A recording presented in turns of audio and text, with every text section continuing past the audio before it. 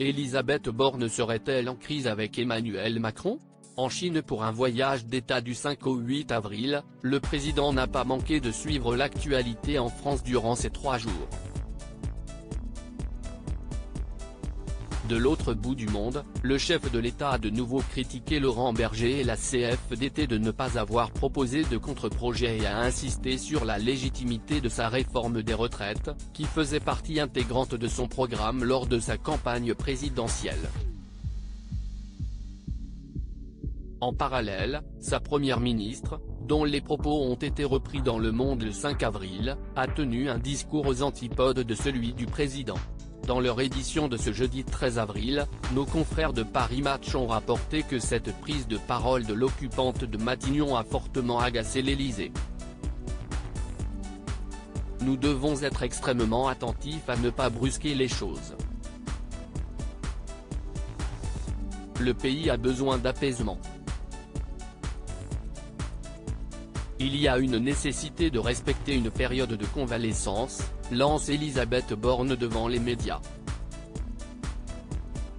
Loin de se mesurer, la femme politique donne le coup de grâce, il faut redonner du souffle à ce que l'on peut faire et un cap au pays. D'après le magazine d'actualité, Emmanuel Macron et son équipe découvrent ses confidences avec stupeur, dans l'avion qui l'amène de Pékin à Canton.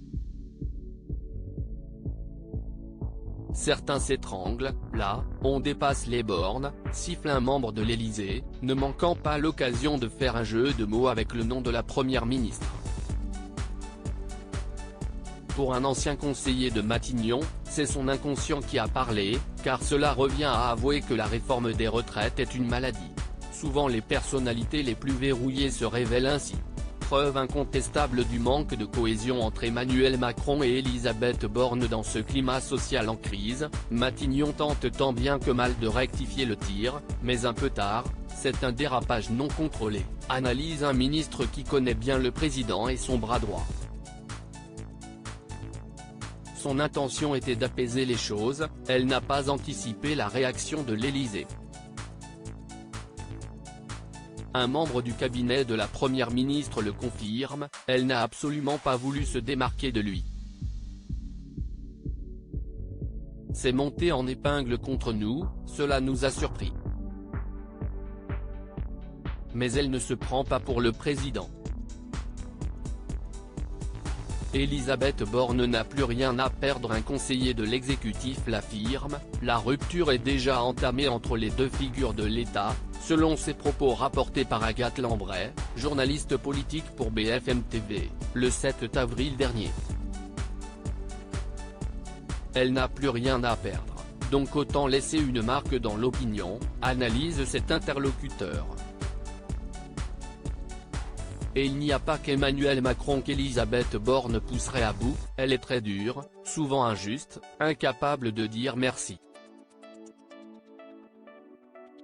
En revanche, elle sait émettre des critiques, les agrémenter de quelques « y a que moi qui bosse ici » ou « il y a vraiment des gens qui bossent dans cette boutique ?» alors qu'autour d'elle, ils se tuent à la tâche. Crédit photo, Jonathan Reboa Panoramique.